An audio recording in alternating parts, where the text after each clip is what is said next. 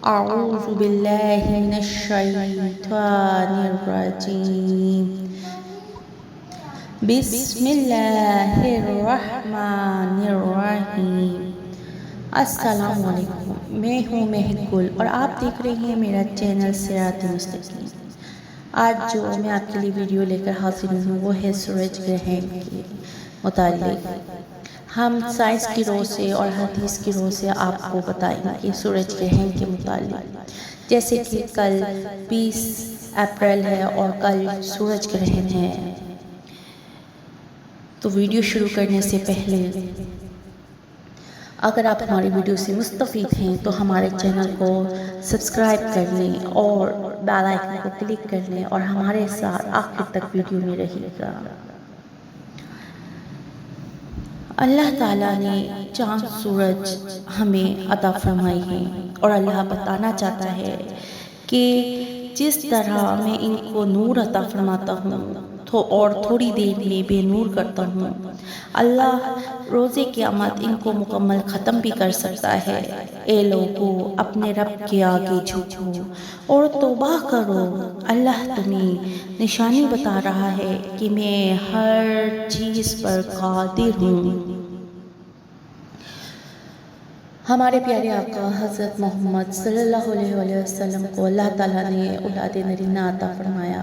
آپ کی بیٹیاں تھیں، آپ کو بیٹا عطا فرمایا۔ جس دن سورج گرہن ہوا تھا اس دن آپ صلی اللہ علیہ وسلم کی اولاد نرینہ یعنی ان کے بیٹے کو اللہ نے اپنے پاس واپس بلا لیا تھا۔ حضرت محمد صلی اللہ علیہ وسلم کے بیٹے کی موت واقع ہوئی ہے، اس لیے لوگوں نے کہنا شروع کر دیا کہ سورج گرہن ہوا ہے، لیکن آپ صلی اللہ علیہ وآلہ وسلم نے فرمایا کہ سورج اور چاند اللہ کی نشانیوں میں سے ایک نشانی ہے۔ نہ کسی کی موت کی وجہ سے گرہن ہوتے ہیں، نہ کسی کی زندگی کی وجہ سے۔ اللہ ان کے ذریعے بندوں کو خوف زدہ کرتے ہیں۔ اس موقع پر نماز کا حکم دیا، اللہ کے سامنے عاجزی انکساری کا حکم دیا۔ یہ حدیث شریف ہے بخاری شریف میں۔ اگر سائنس کی روح سے دیکھا جائے تو زمین اور سورج کے درمیان چاند آ جائے تو سورج گرہن ہو جاتا ہے، اور جب چاند اور سورج کے درمیان زمین آ جائے تو چاند گرہن ہو جاتا ہے۔ سورج کی روشنی چاند تک نہ پہنچ رہی ہو تو چاند گرہن ہوتا ہے۔ سائنس بھی کہتی ہے کہ جب سورج گرہن ہوتا ہے تو اس سے ایسی شعاعیں نکلتی ہیں جو نقصان کا باعث بنتی ہے، سورج کی طرف دیکھنے سے بھی منع کرتے ہیں۔ جن کے دل میں اللہ کا خوف ہوتا ہے وہ معافی مانگتے ہیں۔ جیسے مشرکین پوچھتے تھے قیامت کب آئے گی، قیامت کب آئے گی، لیکن جو مومنین ہیں ان کو غرض نہیں کہ قیامت کب آئے گی، وہ تو قیامت سے گھبراتے ہیں کہیں ابھی نہ آ جائے۔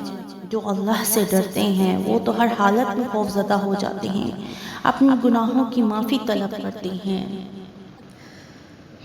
آپ صلی اللہ علیہ وسلم کے دور میں جب سورج گرہن ہوا اور لوگوں نے کہنا شروع کر دیا کہ آپ صلی اللہ علیہ وسلم کے بیٹے کی موت واقع ہوئی ہے تو اس لیے سورج گرہن ہوا ہے، لیکن آپ صلی اللہ علیہ وسلم نے جب لوگوں کو بتایا کہ یہ چاند اور سورج اللہ کی نشانیوں میں سے ایک نشانی ہے، یہ کسی کی موت سے گرہن نہیں ہوتا، نہ کسی کی زندگی کی وجہ سے، اللہ ان کے ذریعے بندوں کو خوف زدہ کرتے ہیں۔ اس موقع پر نماز کا حکم دیا، کیونکہ آپ صلی اللہ علیہ وسلم نے جب سورج گرہن دیکھا تو آپ خوف زدہ ہو گئے تھے، گھبرا گئے تھے، آپ نے فوراً ہی نماز پڑھنا شروع کر دی تھی۔ اس لیے ہمیں بھی چاہیے کہ ہم عاجزی اور انکساری کے ساتھ جھک جائیں اور اللہ سے استغفار کریں، توبہ استغفار کریں اور 2 رکعت نماز ادا کریں۔